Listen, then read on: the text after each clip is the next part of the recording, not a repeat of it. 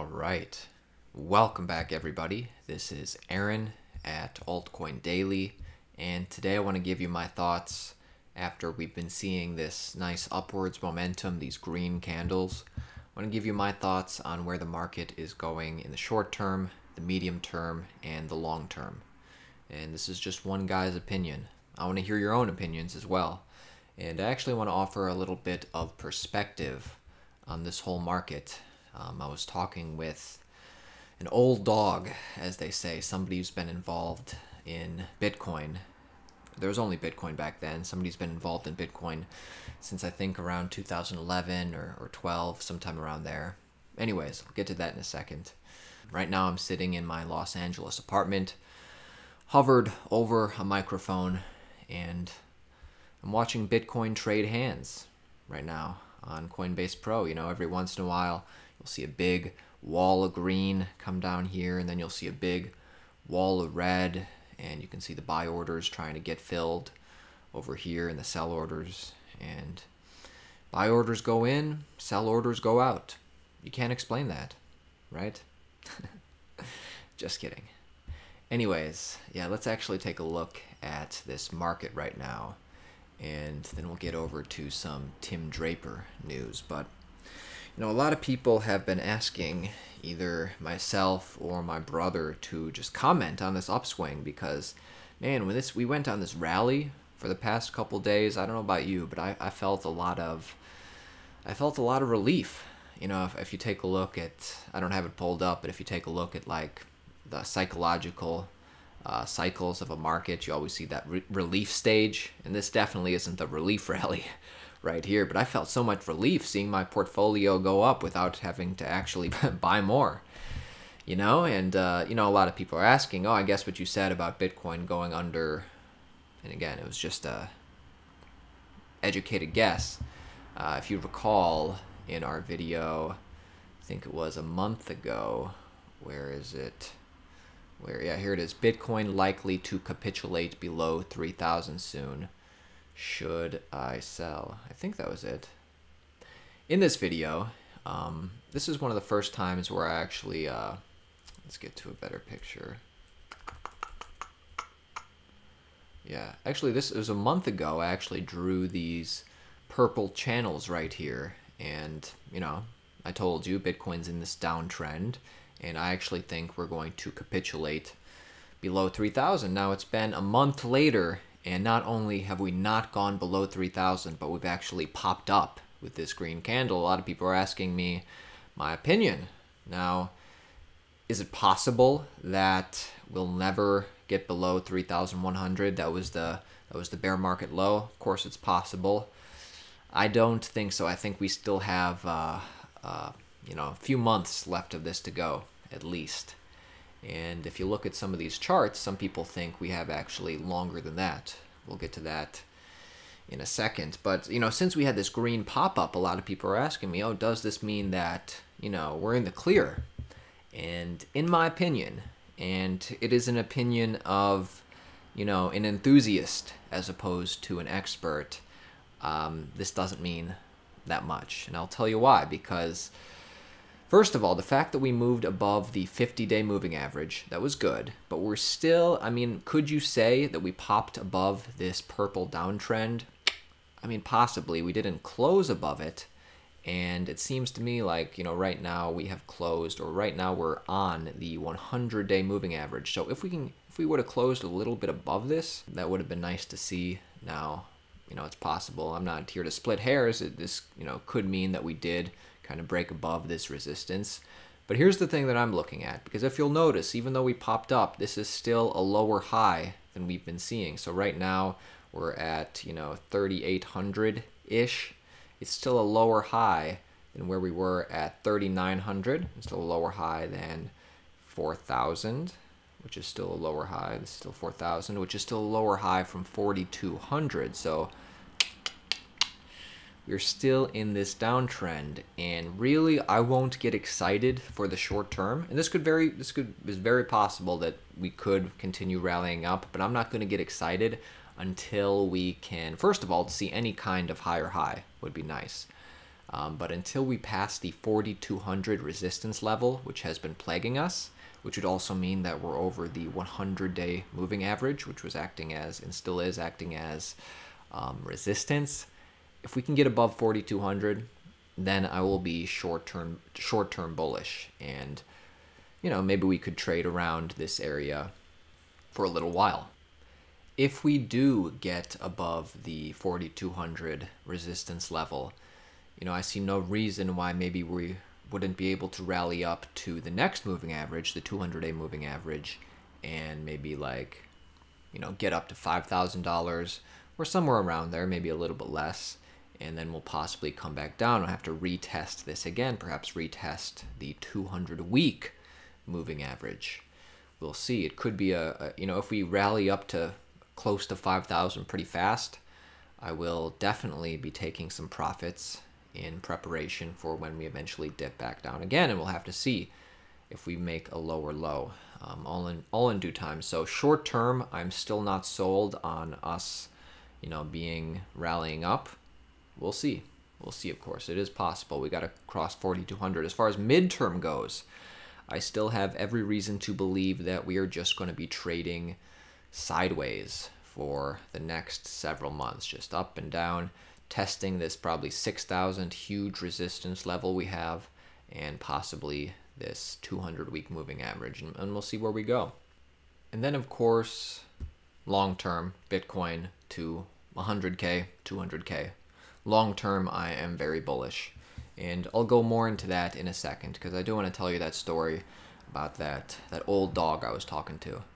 I did see this on Reddit. It said, just a reminder of what has happened in the past. This is an old image, but so far on track. And you can see that this was created in 2018. And according to them, we are still on track, where we see just after the halving in May of 2020, we would start that uptrend.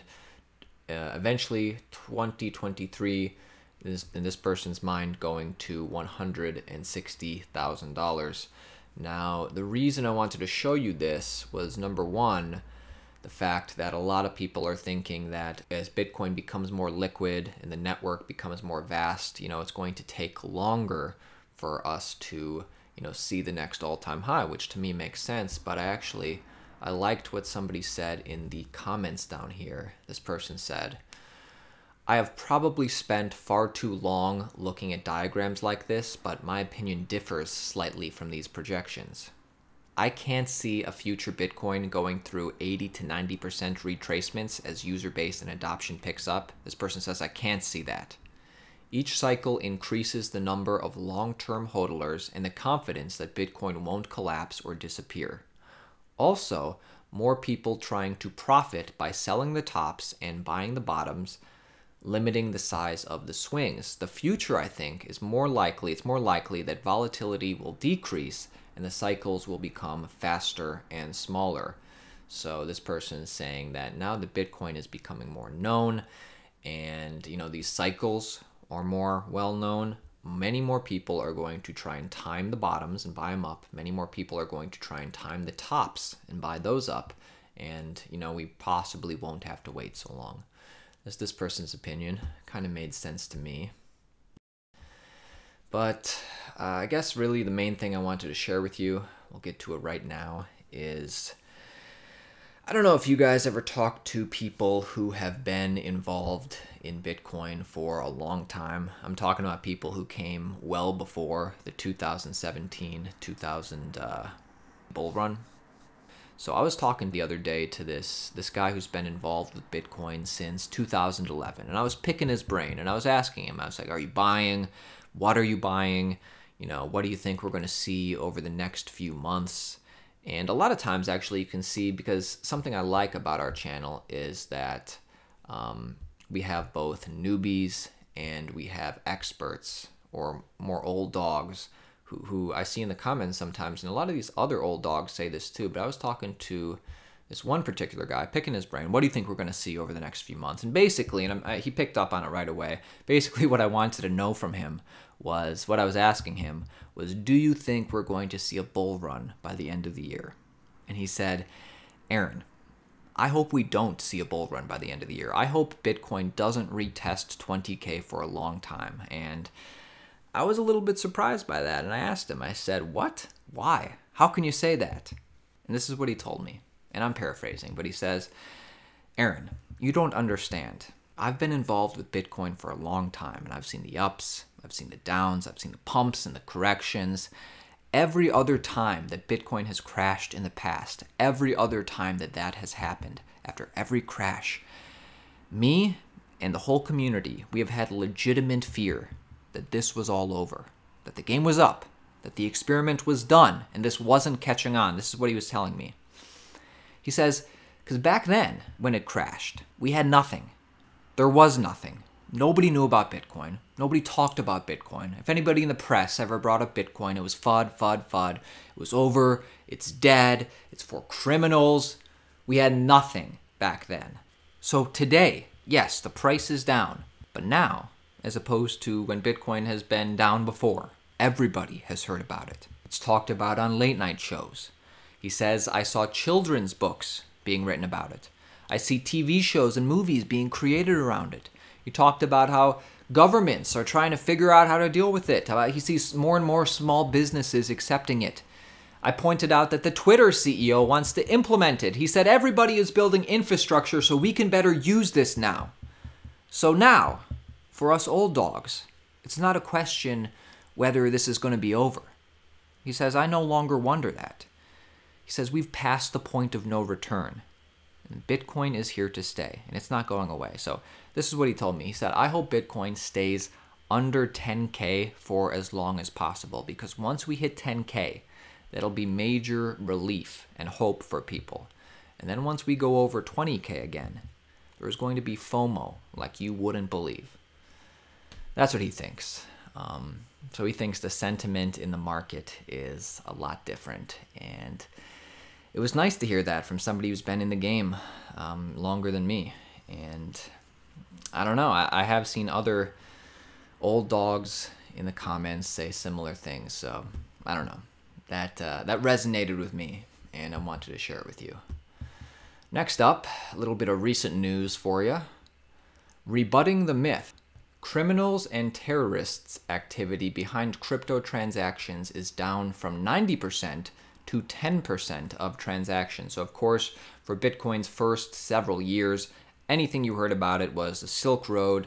Bitcoin is only used to buy drugs, stuff like that, illegal black market.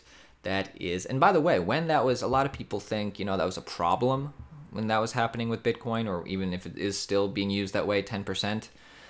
I don't see that as a problem. For me, that is a proof of concept for Bitcoin, that we have this unconfiscatable currency that anybody in the world can transact with, and the fact that criminals are using it on the black market, that's a proof of concept for me. I think that means, oh, what we have here is legit and it really can't be shut down.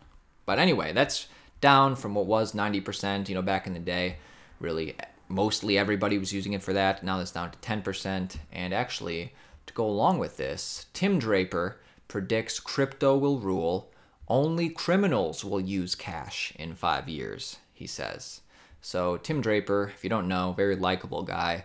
He bet on Bitcoin early on. He ended up buying a lot of the confiscated Bitcoins from Silk Road back in the day for a few $100s. I can't remember the exact price point, but he was basically betting on the future of Bitcoin, and he still is. He has the prediction that Bitcoin will be as high as 250,000 per coin by 2022. He says in 5 years, the criminals will still want to operate with cash because they catch everybody who's trying to use Bitcoin, which is, another feature that every transaction in Bitcoin's history is on the ledger. And of course, privacy options are in the process of being implemented, and we'll see where that goes, but just wanted to share that with you. It's a little back look on our analytics for our video. So you can see, my brother really recently talked about the new ICO with Mark Zuckerberg's sister. It's like a Kickstarter type thing on the blockchain. Some people were really into that. Some people thought I'm staying away. So then, of course, taking a look at the market, we see the whole market is up right now, which I don't know if you guys like what I like to do, and this is how I try and do things in many different aspects of my life. I like to get opinions from all different types of people. If I find them in a room where everybody is giving me similar opinions, I don't like that. I like to hear from both, Bitcoin bulls, like, who can we say? I don't even know. Bitcoin bulls like George, Cryptos Are Us. He's a great guy. Always tune into him. Who else is a Bitcoin bull? It's hard to say. But also I like to view videos from people like Tonevase. And even though Tonevase is long-term bullish on Bitcoin, a lot of people don't like him for his certain views. And one of the things that he seems to think is that Bitcoin is not going to go on any sort of huge rally until it separates itself from these altcoins. So the fact that Bitcoin has pumped up, but every single other altcoin has pumped up, in Tonevase's mind, he says, or he thinks that's a sign that people haven't learned their lesson, that people are still, putting money into projects that like Monacoin or Redcoin or any of these other ones that probably won't go anywhere. People have not learned their lessons. So I don't know if you believe in that school of thought. Perhaps this, perhaps we still have lower to go. We'll see. But as I have said, and a lot of people have also said, that a lot of this year we're going to be trading sideways, and we can't go down forever. Hopefully we can get above 4,200 and trade a little bit.